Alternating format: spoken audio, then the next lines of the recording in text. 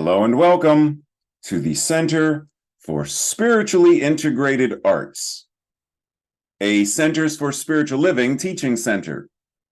I am Reverend Dr. Raymont Anderson. I am the founder and the spiritual director. Now, as you are sitting there joining us, you may have questions, any number of questions, such as, who am I? How did I get here? Spiritually integrated arts means what exactly? What is a teaching center? Well, what is Centers for Spiritual Living? What is that? What does that even mean? Or New Thought, or religious science, or science of mind and spirit? You may have any number of questions about this specific community, about the parent organization, CSL, our philosophy, our teaching, our liberation theology. Any number of questions. Feel free to send an email. We look forward to connecting more and building our virtual community, our global community. And if you haven't connected yet on social media, feel free to do so. This is your invitation now. Also, did you know that all of our Sunday messages are archived on our YouTube channel? You can watch it anytime. Now, questions about anything, such as becoming a member. What does that mean? What does membership entail? And if you live somewhere far and already belong to a spiritual community, can you be a member of more than one? The simple answer is yes, you can. Just like you can shop at more than one grocery store, you can attend or be a member of more than one gym. We are building beloved community. So you can do both. You can be a member of both. You can be involved with both. That's what being in spiritual community means. So we welcome you. We invite you.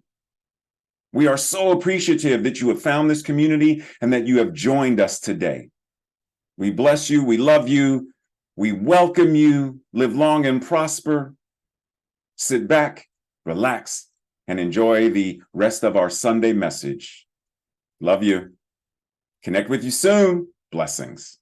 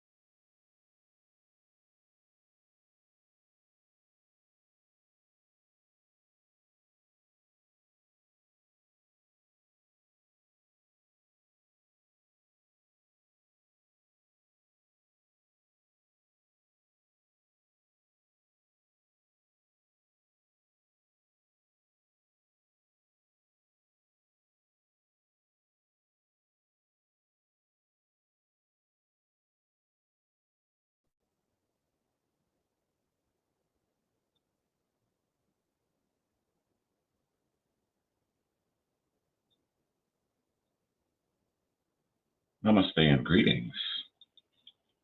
Yes, as you can see, since today's discussion, today's lesson, let's talk about sex, baby. Of course, I decided to wear the sexy shirt. It's going to be one of those days. Hope y'all ready. Okay, let's jump in. We are spiritual beings having a spiritual experience that we call our human experience. And this spiritual / human experience includes pleasure.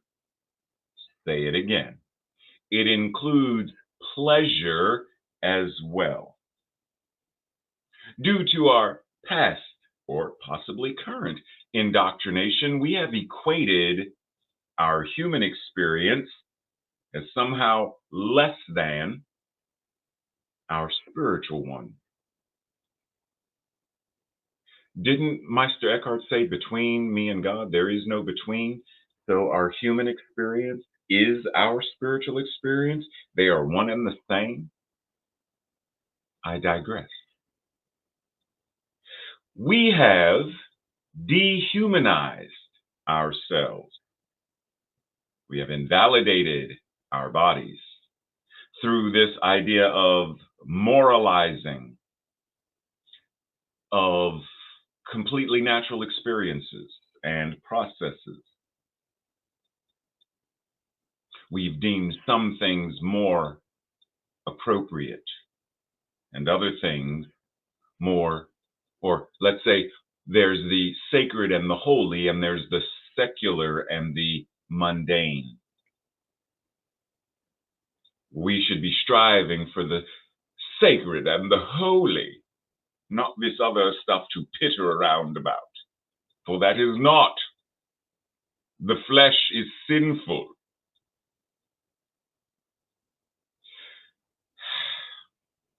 As a result of this moralization of, we have denied ourselves the pleasure of having this human body.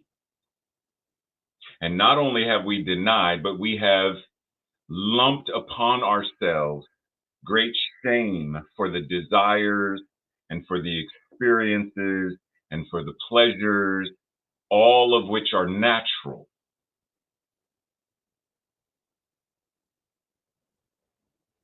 They're natural.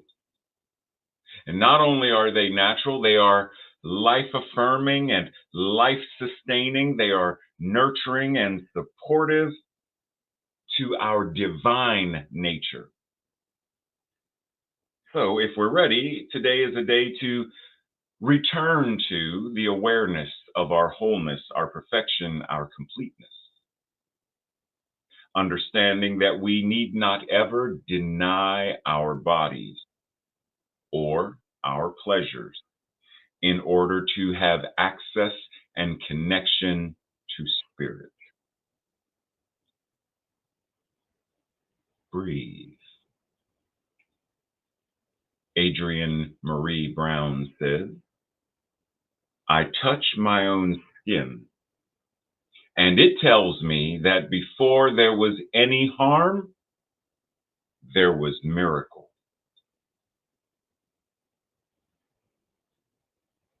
Take that in. Before there was any harm, whether physical harm, emotional harm, psychological harm, before the harm that conditioned us to deny our bodies, our pleasures, etc., there was miracle. And that which it is still present. Are we ready to access and live from that place of miracle?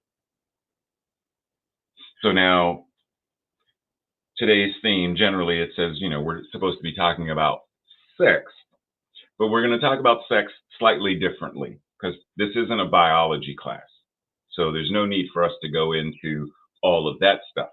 But I do want to talk about the meaning of sex in terms of sex, meaning the spiritual evolution of the both and. You got that? The spiritual evolution, S, spiritual evolution E, both and, X. Okay? Keep this in mind as we continue through the rest of today's lesson. Sex, the spiritual evolution of the both and. That means precisely where that both and intersect is the place that the treasure resides. And if the treasure resides there, then we can be sexcellent. Like, let that sink in. The spiritual evolution of our both and shows up in our excellence. It shows up in our experience. It shows up as we experiment with this thing called life. How does this idea of our spiritual evolution of the both and, how do we allow it to show up? Like, it's already there. So when we talk about jargon, when we talk about allowing it, what we are saying is we are opening ourselves to be present to it. Humanity, both and, divinity.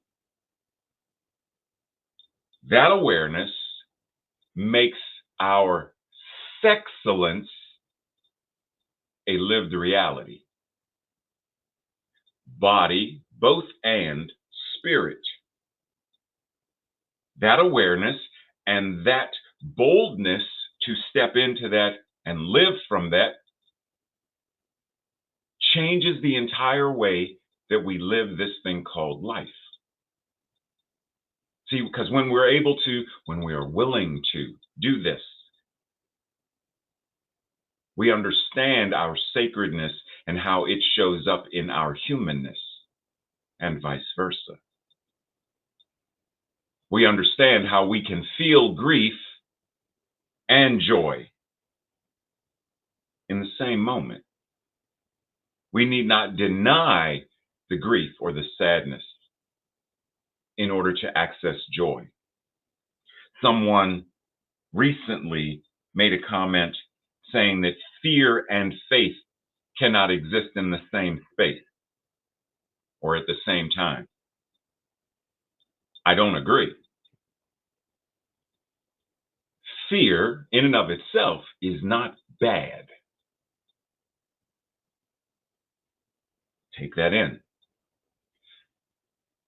If someone is in a burning building and they are afraid because the natural biology of their organism, their system, fear is going to show up. You're not going to sit in a burning house calmly saying, well, the house is on fire. Let me dial 911. Hello, my name is Raymont Anderson. I live at such and such Mockingbird Lane. I'm calling to request firefighters, for my house is burning down, and there is smoke inhalation starting to affect me. At your earliest convenience, please. No, there is a sense of urgency. While also I can have the faith knowing that the firefighters are going to rescue me. Fear and faith can't exist in the same space. Both and. Now the question is, are we referring to non-life affirming fear and faith or life affirming fear and faith? Which one are we referring to? Nonetheless, yin, both and, yang. The masculine and the feminine. You and I are both of these at the same time. We are not talking about being a man and a woman. That's not what yin yang is referring to. It is the energy of, for example, when someone compliments you and you receive and accept the compliment, that is yin, the negative aspect of yin yang. When you receive the compliment, you are engaging in negative energy. Now, I know normally we refer to negative as the bad. Once again, that's because we have gone down the spiral of jargon, which is the same thing we have done with sex by vilifying it. If we are going to have a sexcellent life, then we are invited to step fully into the both and. Now, when we talk about sex, let's talk about sex, baby. No, sorry. Sorry, Deidre. The Greeks reference this idea of sex via eros, which is the root of the word erotic. But before we get there, the word connects to, in Greek mythology, the god of love, passion, fertility. Eros, the god of, represents all aspects of love, desire, etc. As the son of Aphrodite, who is the Greek goddess of love, beauty, and desire, he is the archetype of these things. Now, what does that have to do with you? Well, as you, as a divine incarnation of God, Dr. Holmes reminds us whatever is true of God is true of you. So whether it's this archetype or not, you are invited to say, how do I demonstrate love, love of myself and love of others? How do I embody the archetype of Eros? What am I passionate about? And what is the evidence of this passion? How does fertility show up in my life? How fertile am I regarding artistic creations, life-affirming ideas and imaginings, conversations, etc.? How do I attract beauty into my life? How do I project or express beauty into life?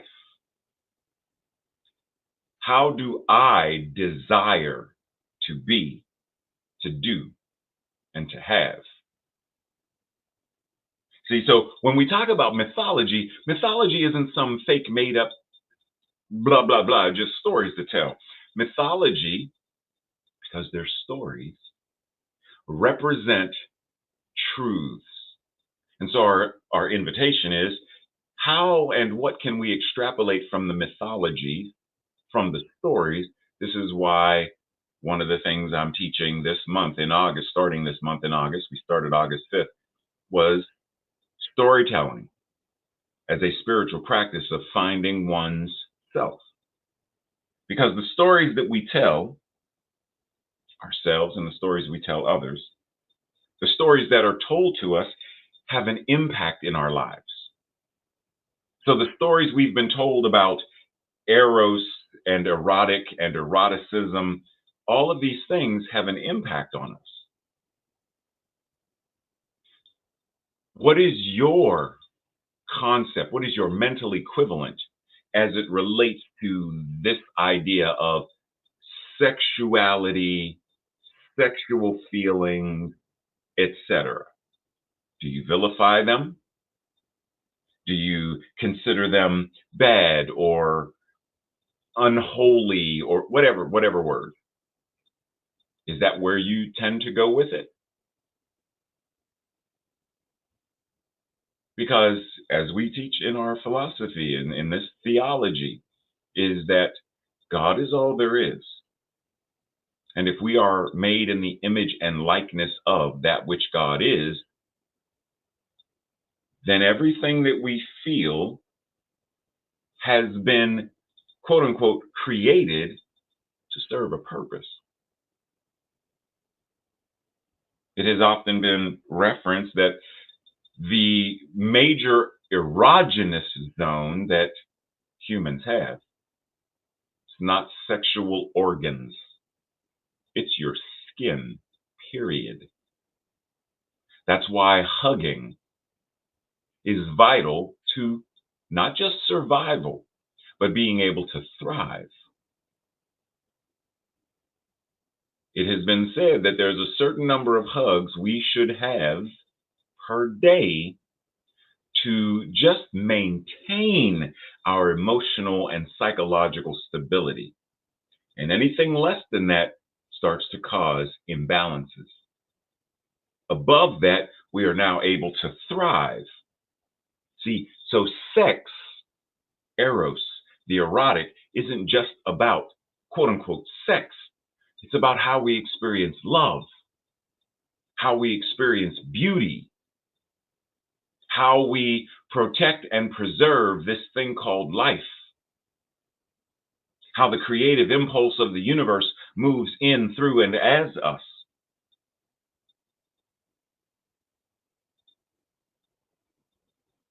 So knowing this, what do we do? What is our invitation? How do we change stuff? Well, let's first look at, generally, due to our indoctrination, we vilify eros and erotic by referencing, it's carnal. Like there are a variety of synonyms that are used. Lewd. There are a variety of synonyms that are used to describe what it means to be engaged in non-life affirming energy, erotic, sexual, etc. So our first invitation is, let's stop doing this. Let's stop seeing it as dirty and gross, etc. Let's swap this out for more life affirming references and terms that eros, erotic, sexual, sex, spiritual evolution of both and, in life affirming ways, joyfulness, bliss, right? How do we start to swap these out? And specifically, note that word, heaven. Why? Because what did Dr. Holmes say in our Declaration of Principles? We believe that heaven is within us, and not just like inside our body, but within that which is consciousness, within us, and that we experience it to the degree that we are conscious, that we become conscious, that we engage our consciousness of it.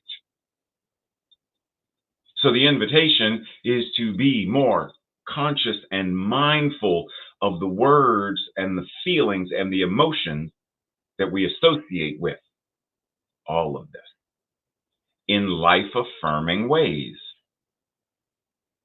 That's how we evolve. Dr. Holmes says, Science of Mind proclaims the spiritual nature of humankind. It removes non-life affirming fear by introducing life affirming love. It places us in, quote unquote, the mind of God as some part of the eternal wholeness. Because we can't step outside of that which is wholeness.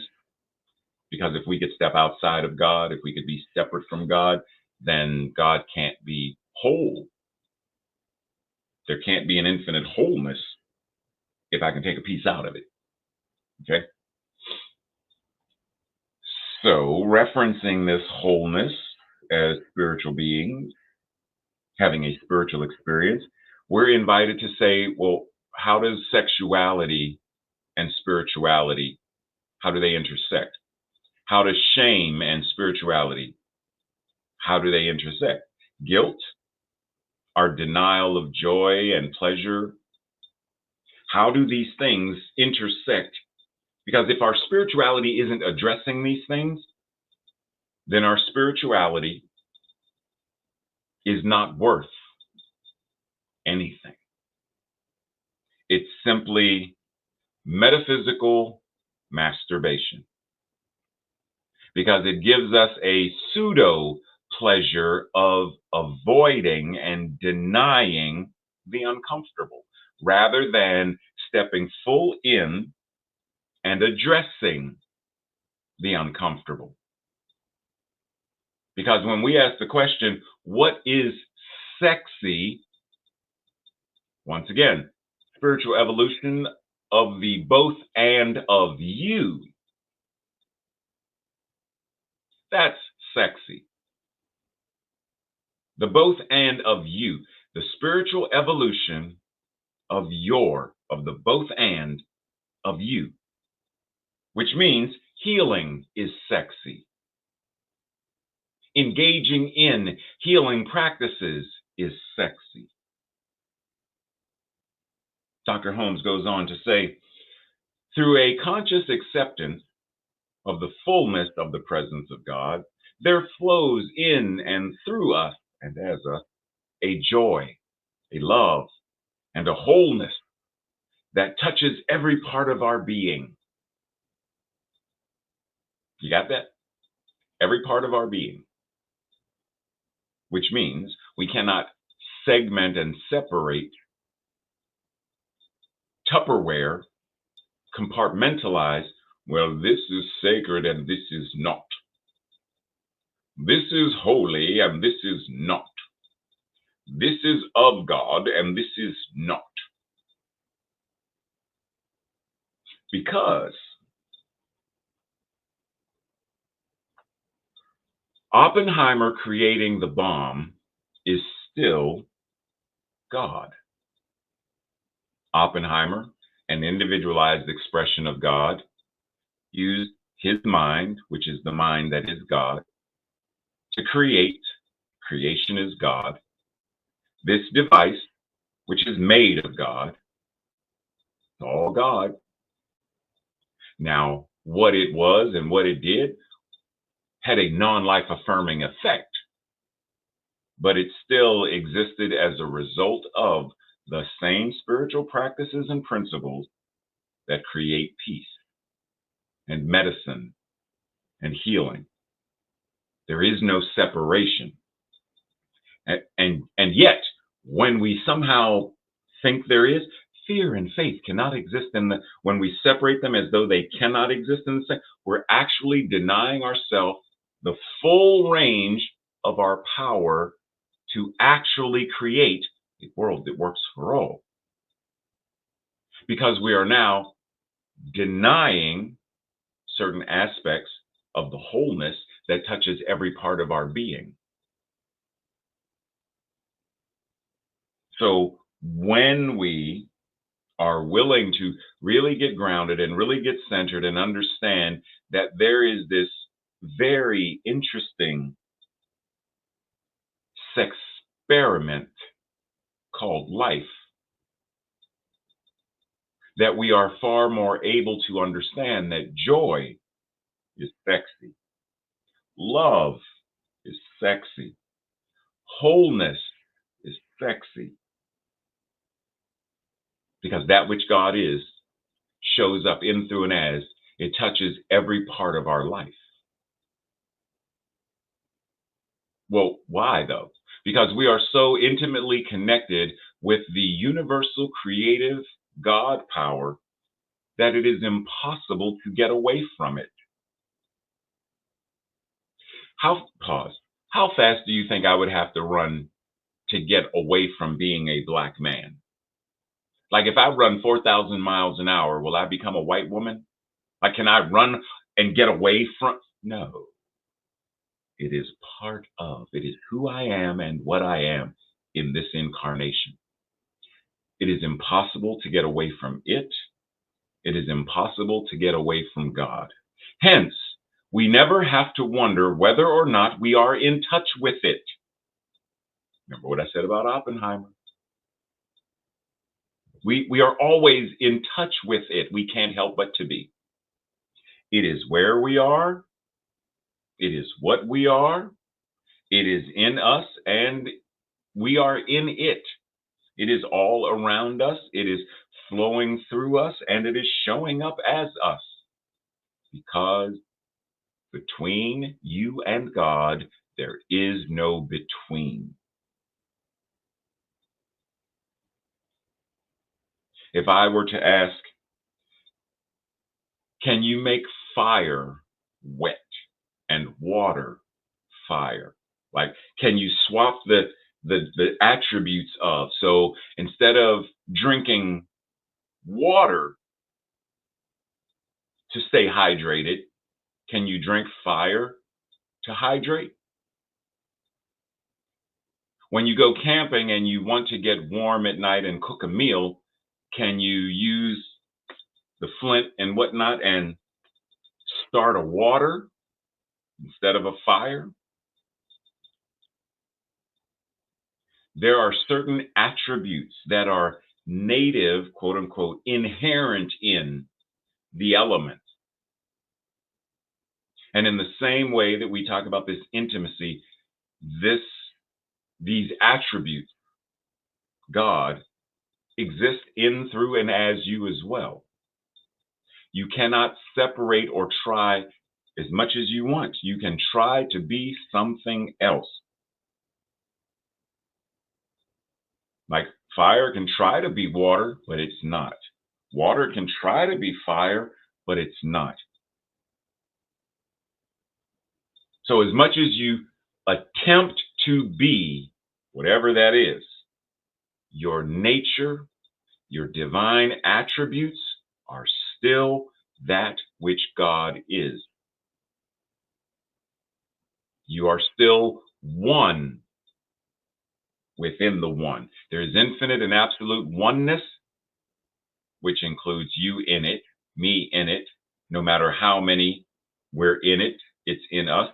That makes oneness sexy. The realization that there is no escaping God. The realization that the sacredness, the holiness that is true of God is true of you. That oneness is sexy.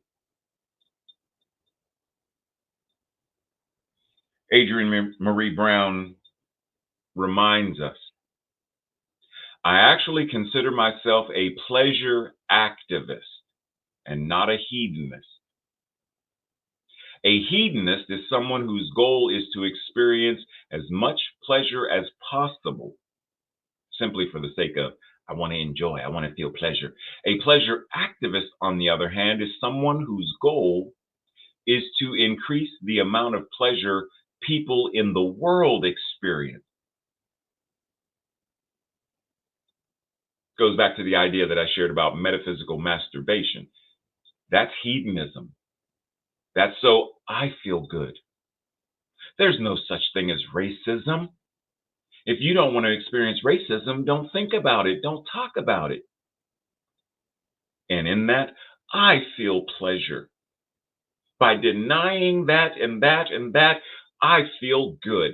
Whereas a pleasure activist,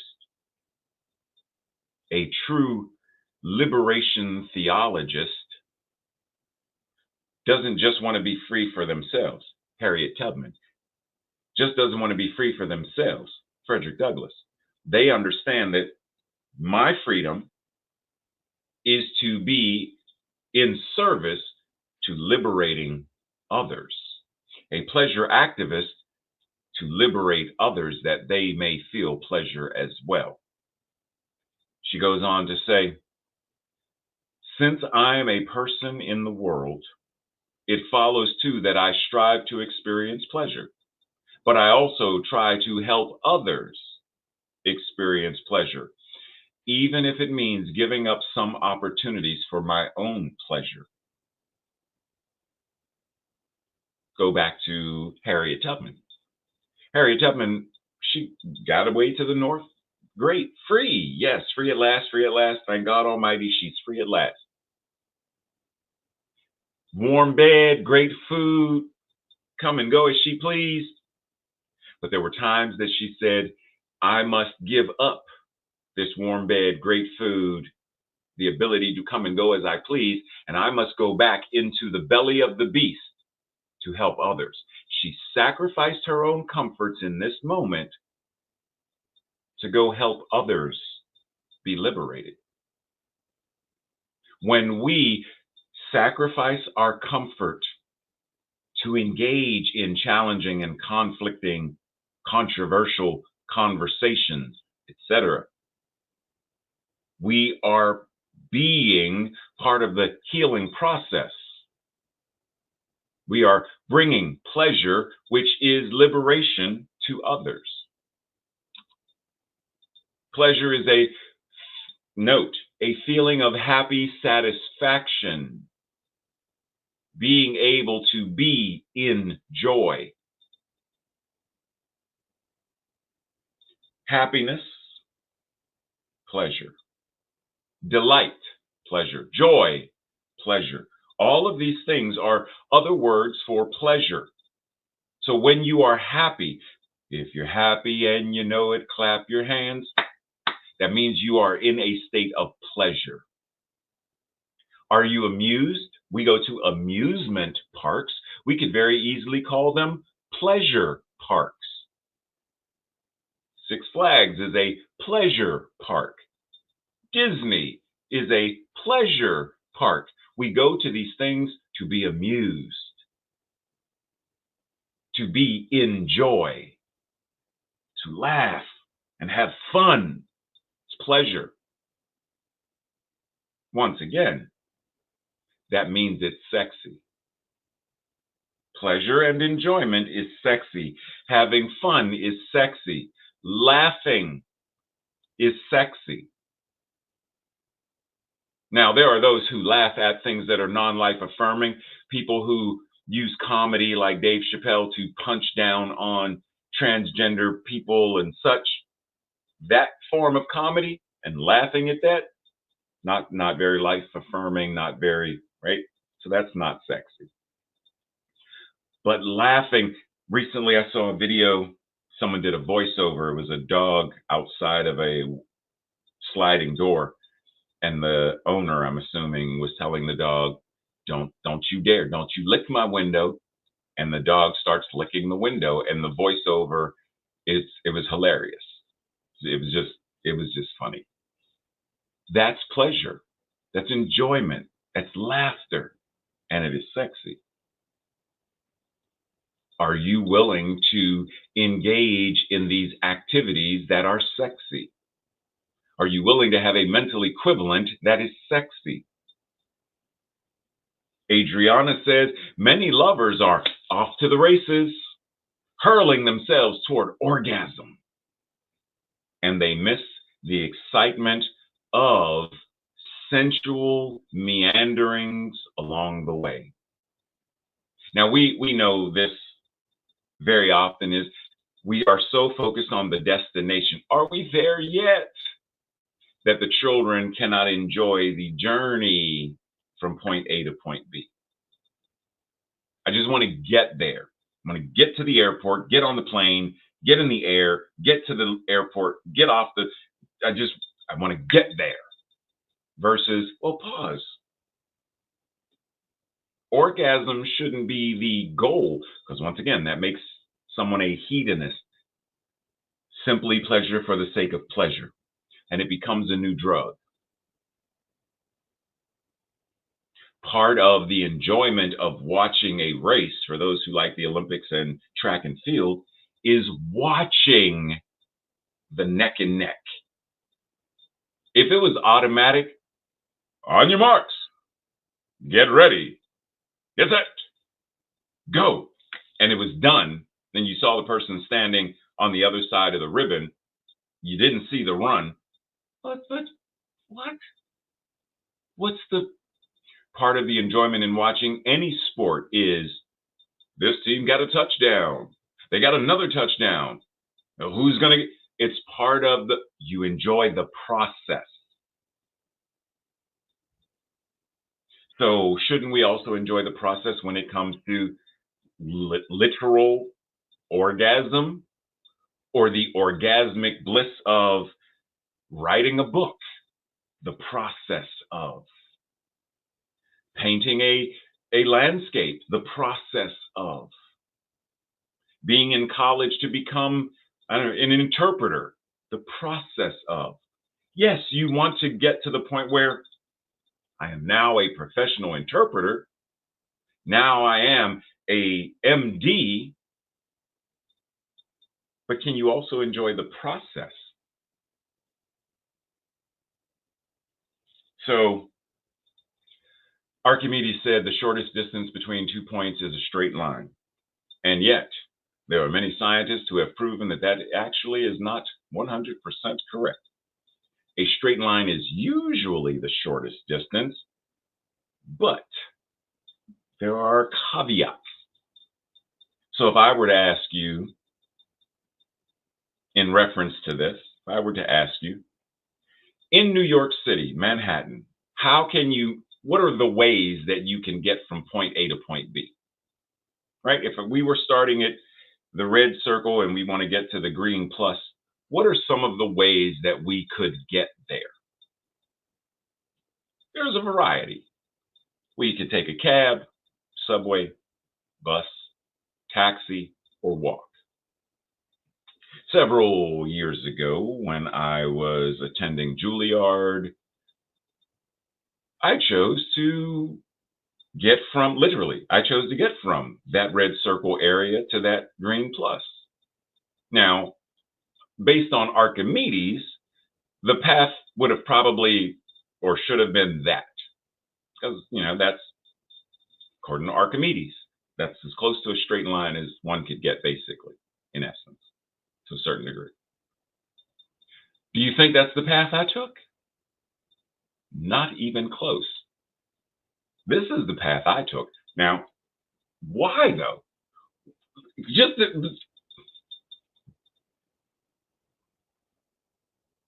You see all of it.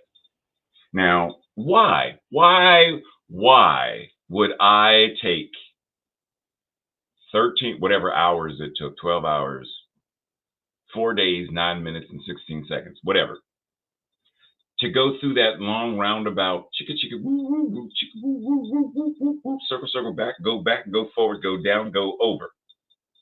Why? To enjoy the journey, to sightsee, to visit, to explore, to engage in a Manhattan experiment of what does the city look like? What does it feel like?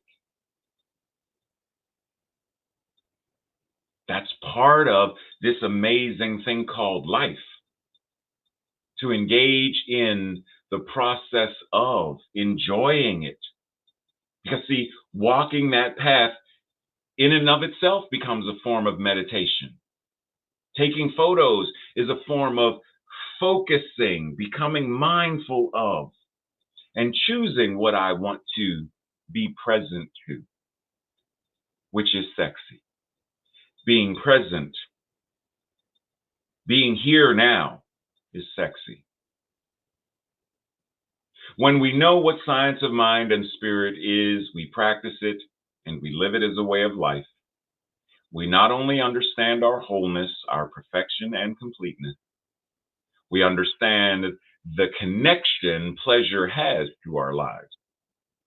We no longer deny pleasure or invite suffering as a faux requirement for our salvation and healing. Because many people still to this day, even in New Thought, suffering teaches us a lesson in order for us to be. We understand and we embody what it means to live, move, and have our being in orgasmic bliss, where we laugh so hard we cry. We enjoy the simplest of pleasures and are in joy. And by simplest, what I am referring to is feeling a cool breeze on a hot day, watching dogs at play, drinking your favorite beverage while reading a good book.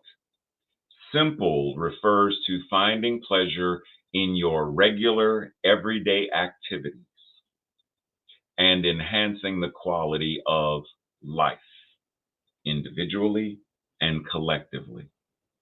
It need not be complicated. And from this place of orgasmic bliss, power, and purpose, we are far more capable and ready to create the sexiest thing of all, a world that works for all. This week's affirmation or declaration, I will say it first. And if it resonates with you, say it with me on the second go round. I am a sexy spiritual being. What? Together.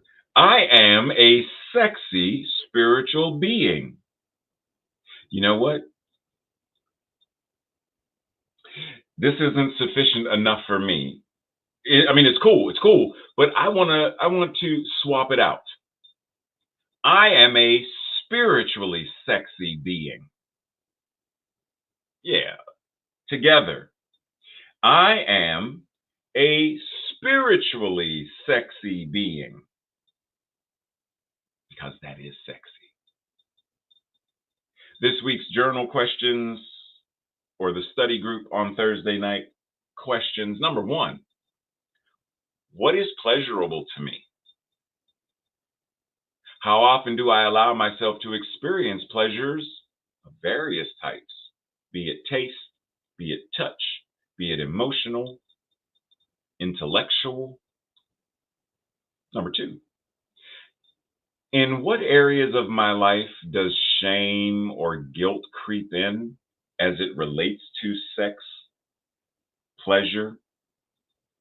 What have I convinced myself is needed for me to feel worthy of experiencing the good parts of life?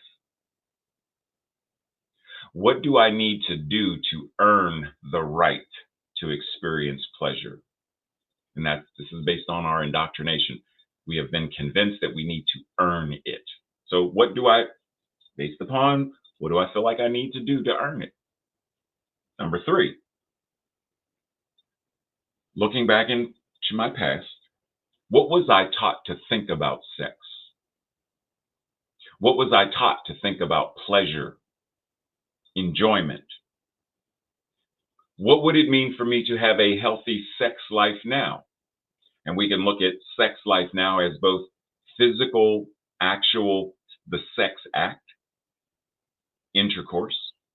What would it mean for me to have a healthy sex life now? And we can look at sex as what would it mean for me to have a healthy spiritual evolution of the both and now? Look at it both ways. Do I desire to even have a healthy sex life? If not, why not? If yes, what could I do to create it? Lastly, and if not physical sex, what about a life of sacred sexuality? What would that entail? And we breathe.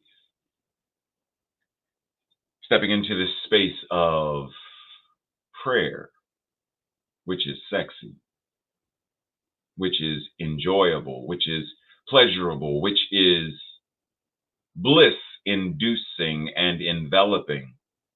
Simply being able to declare that which is true about each and every person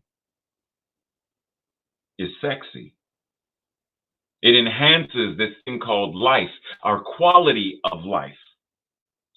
And in enhancing our quality of life, we are far more able to act, to serve, to behave in ways that not only liberate us as individuals, but liberate all of life. Create a world that works for all. And so as I anchor into this truth, as I anchor into this energy, knowing oneness is sexy and wholeness is sexy. Pleasure is sexy. Healing is sexy. I must also acknowledge that liberation is sexy.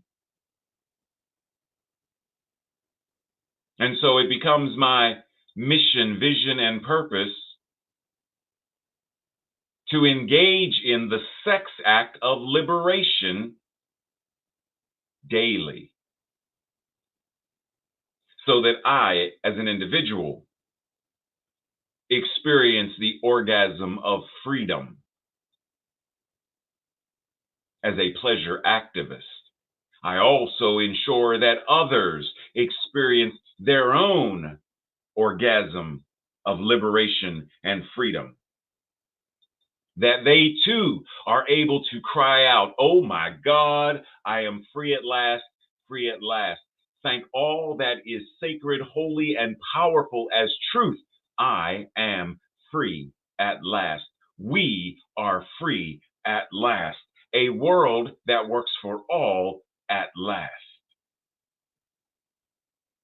And it means this healing power and presence, this sexiness, spreads to everyone and everything. That means when we encounter opposition from such folks as the Heritage Foundation, the energy we know to be true dissolves their energy of oppression, suppression, enslavement. In other words, by us anchoring and acknowledging that we are pleasure activists, we are liberation theologists, liberation metaphysicians, our consciousness, our prayers, our meditations, our life heals the collective consciousness that they are drowning in. Breathe. Knowing this is sexy and powerful and life-inducing, we sow these seeds, these words, into the law, this fertile soil of the universe, knowing that as these seeds are sown, the universe responds accordingly. We receive back unto us exactly what we have prayed, exactly what our mental equivalent is anchored, aligned with, and grounded in. It cannot come back to us void and absent. It comes back to us as answered prayer. So we receive that. And we continue to do what is ours to do. Knowing that this is done, knowing that this entire lesson has shifted and helped us to evolve into that greater next level of, and that greater next level of, and that greater next level of, for we are forever open at the top and open at the bottom, evolutionary beings of liberation. And that our life is our amen. I know it is already done. It is already answered prayer. It is already so. And so it is.